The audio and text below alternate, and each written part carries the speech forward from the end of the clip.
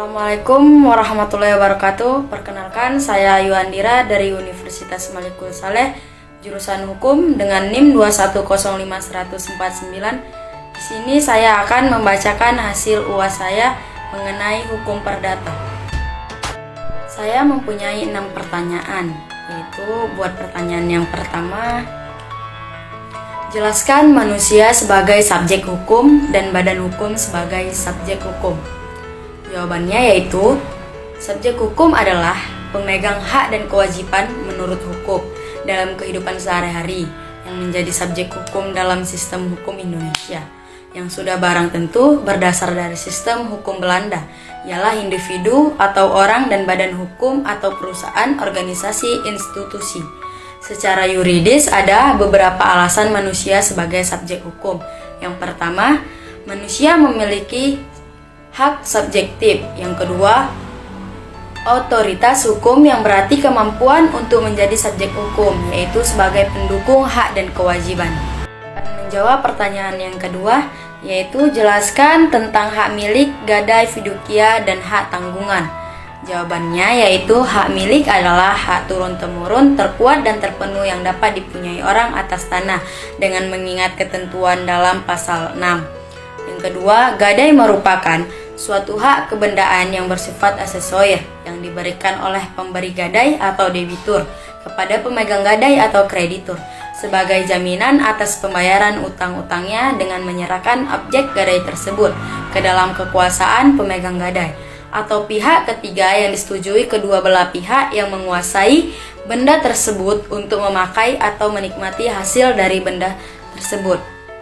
Yang ketiga, fidusia merupakan jaminan hutang yang sifatnya kebendaan, baik hutang yang telah ada maupun hutang yang akan ada, yang pada prinsipnya berobjekkan dengan benda bergerak yang tidak dapat dijaminkan dengan hipotek atau hak tanggungan, di mana penguasa dan penikmatnya benda yang dijaminkan tersebut diserahkan atau dikembalikan kepada debitur berdasarkan kepercayaan.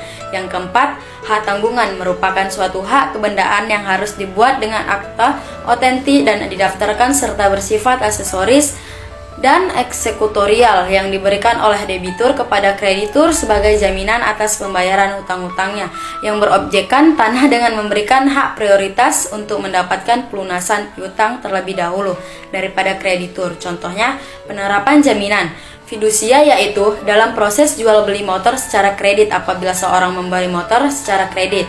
Hak gadai, individu membeli kendaraan dan membayar penjual menggunakan dana dari bank. Akan tetapi mereka memberi bank gadai kepada kendaraan tersebut. Jika individu tersebut tidak membayar kembali pinjaman, bank berhak mengambil kendaraan dan menjualnya untuk membayar kembali pinjaman. Semisal sebuah rumah dan tanahnya dijadikan objek dalam hak tanggungan para beberapa kreditur, namun di dalam pengeksekusiannya masing-masing kreditur diperbolehkan untuk mengajukan hak prioritasnya untuk segera dilunasi. Saya akan lanjut pertanyaan yang ketiga, yaitu apa itu perbuatan melawan hukum? Jelaskan dengan contoh menurut hukum Indonesia serta apa bedanya dengan wan prestasi, lalu apa kaitannya dengan force majeure? Jelaskan. Jawabannya yaitu perbuatan melawan hukum adalah perbuatan yang melanggar undang-undang, perbuatan yang dilakukan di luar kekuasaan atau kewenangannya, serta perbuatan yang melanggar asas-asas umum dalam lapangan hukum. Perbedaan antara melawan hukum dengan wan prestasi yaitu perbuatan melawan hukum menggugat harus membuktikan semua unsur-unsur perbuatan melawan hukum selain harus mampu membuktikan adanya kesalahan yang diperbuat debitur. Sedangkan dalam gugatan wan prestasi, menggugat cukup menunjukkan adanya wan prestasi atau adanya perjanjian yang dilanggar, kaitannya adalah mengenai perjanjian kerjasama perusahaan.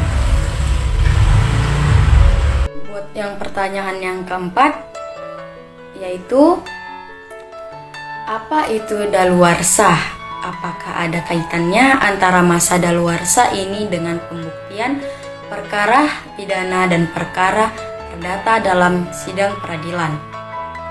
Jawabannya yaitu daluarsa adalah lampau waktu untuk menuntut suatu tindak pidana dalam kaitannya dengan kasus Buniani misalnya, bahwa perbuatan mengingat ketentuan membuat ada dalam pasal 263 terkait dengan perhitungan masa daluarsa. Penuntutan yang kerap menjadi permasalahan di dalam praktek menjadi suatu bagian dari permasalahan penerapan hukum terkait dengan tindak pidana pemalsuan surat. Buat pertanyaan yang kelima, yaitu apa bedanya perkaitan dengan perjanjian menurut KUH Perdata? Jelaskan dengan contoh konkret. Jawabannya, 1. Perkaitan. Pasal 1233 KUH Perdata yang menyebutkan tiap-tiap perkaitan dilahirkan karena perjanjian atau karena undang-undang. Dengan memakai pendekatan pasal 1233 KUH Perdata tersebut, banyak ahli hukum yang akhirnya memberikan definisi terhadap perkaitan yang salah satunya adalah subekti, yaitu suatu perkaitan adalah hubungan hukum antara dua pihak atau dua pihak berdasarkan mana pihak yang satu berhak menuntut sesuatu hal dari pihak lain dan pihak lain berkewajiban untuk memenuhi tuntutan itu. Kedua, perjanjian. Perjanjian dapat dilihat dari pasal 1313 KUH Perdata yang memberikan definisi perjanjian atau kontrak adalah sebagai berikut. Suatu perbuatan dengan mana seorang atau lebih mengikatkan dirinya terhadap satu orang lain atau lebih. Oke, baik, saya akan menjawab pertanyaan yang terakhir, yaitu yang keenam. Jelaskan secara ringkas isi dari tugas paper yang Anda kerjakan, berupa identifikasi atau rumusan masalah dan jawaban kesimpulan dari hal tersebut.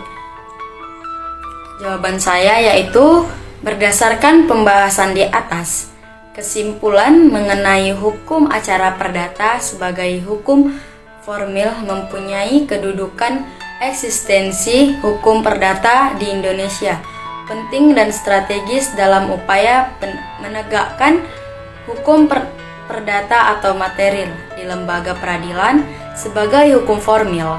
Hukum acara perdata berfungsi untuk menegakkan, mempertahankan, dan menjamin ditaatinya hukum perdata atau material di dalam praktek pengadilan. Oleh karena itu, hukum perdata eksistensinya terkait erat dalam hukum acara perdata.